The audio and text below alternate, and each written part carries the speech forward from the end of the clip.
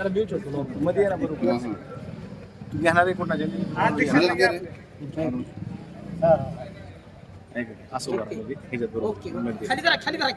खाली धरा थोडं खाली माईक थोडं खाली धरा माईक माईक खाली धरा खाली धरा थोडं हा, सगळ्यांच्या फ्रेम मध्ये ओके स्टार्टिंग करतो मग मी बोलतो थोडं मागे जा. इकडे मागे 1 2 3 स्टार्ट सर तुम्ही आज जिल्हा परिषदेला उमेदवारी भरली आणि तुमचा परिचय द्या. मी स्वप्नील आबासाहेब बंडकर, आमच्या पत्नी सोनाली स्वप्नील बंडकर. आम्ही जे बेगोन शेटपळ गटामधून जिल्हा परिषदसाठी आम्ही उमेदवार म्हणून अर्ज भरला आहे आज. कुणाचा भरला? आमच्या पत्नीचा काय नाव आहे त्यांचं? सोनाली स्वप्नील बंडकर. सर्वसाधारण महिला जागा आहे तिथं आम्ही इच्छुक आहोत. कोणत्या पक्षाकडून भरलाय का? ते उद्या सांगतो. उद्या कळेल. तर ठीक आहे, ऐका ना. या बेगोन शेटपळगडे गटामध्ये सध्या दुसऱ्याच नावाची चर्चा झाली, उमेदवारी फायनल झाली असं कळतं. त्यातलं काय तुम्हाला माहिती आहे का? नाही काय कल्पना मला. मी माझ्या फॉर्मवर ठाम आहे. माझे जो पक्ष मी ज्याला मागणी करतो त्या पक्षाकडे मला अपेक्षा करतो. म्हणजे समजा जर तिकीट राष्ट्रवादी काँग्रेसने तिकीट नाही दिलं तर तुम्ही निवडणुकीतून माघार घेणार का? उद्या सांगितलं. आज नाही सांगता, उद्या.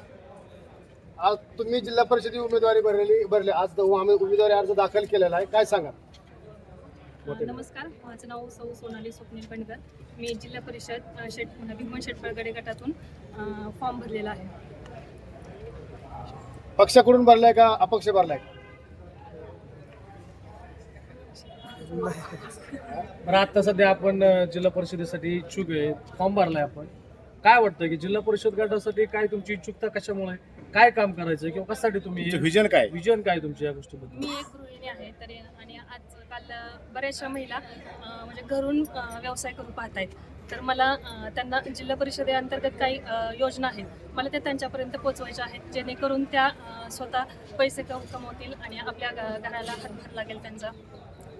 तुमचे पतिराजांनी अगदी या बेगोन शेटवळ गटामध्ये अगदी वातावरण ढवळून काढलंय.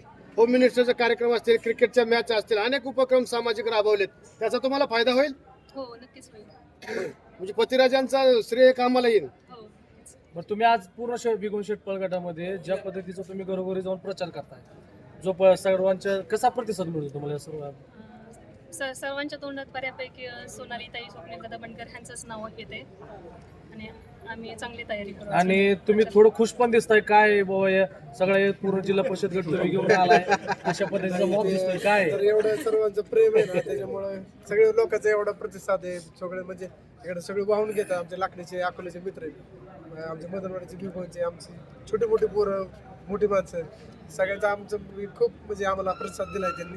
तुमच्या बरोबर आता युवक आहेत, ज्येष्ठ आहेत, काय भरपूर लोक दिसतात, कसं काय? त्यांचा आशीर्वाद, त्यांचं प्रेम आपल्यावरती. बरं आता सध्या तर तुम्ही निवडणुकीला उभा राहिलात. आता तुम्हाला माहिती झालं की भरपूर काय गोष्टी राजकीय आता बोलण्याचं जर झालं तर थोडक्यात प्रत्येक भागामध्ये प्रत्येकाने उमेदवारीचं ज्यांनी पोस्टर ते व्हायरल करायला चालू केलं.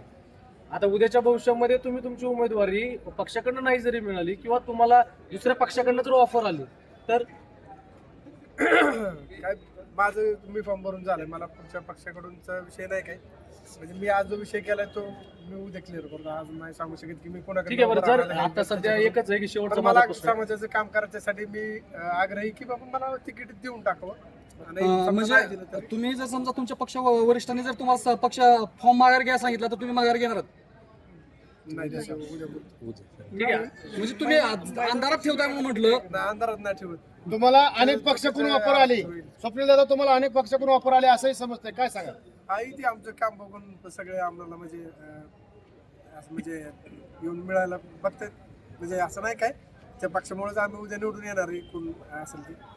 तर शेवटचा माझा एक प्रश्न असा आहे की तुम्ही आता सध्या निवडणुकीला किंवा ते निवडणुकीचा अर्ज भरलाय, तुम्ही एक लोकांना काय नागरिकांना काय एक आव्हान करतात की आज भविष्यामध्ये ज्या काही गोष्टीला मी सामोरं जाणार किंवा काही गोष्टी तुमच्या असतील, नागरिकांना काय आव्हान असेल तुमचं? नागरिकांनी आम्हाला सपोर्ट करावा जेणेकरून आम्ही उद्या त्यांचे प्रश्न सोडवू. शेती रिलेटेड असेल, आरोग्य रिलेटेड असतील, रस्ते गटारे असतील, जे शासनाच्या छोट्या छोट्या मोठ्या ज्या म्हणजे सर्वसामान्यांना ज्या गोष्टी पाहिजेत त्या गावात आम्ही त्यांना पोहोचायसाठी प्रयत्न करू.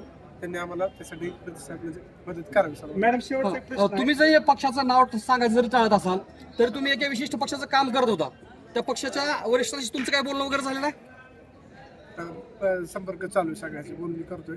हा. उद्या मॅडमला एक स्पष्ट प्रश्न होईल. आहे माझा. त्यांचा जर समजा होकार आला तर तुमचा फॉर्म राहणार आहे. समाजाच्या कामासाठी मी हो म्हणू शकतो त्यांना. मॅडम, महिला सक्षमीकरणासाठी तुमचं काय पाऊल असेल?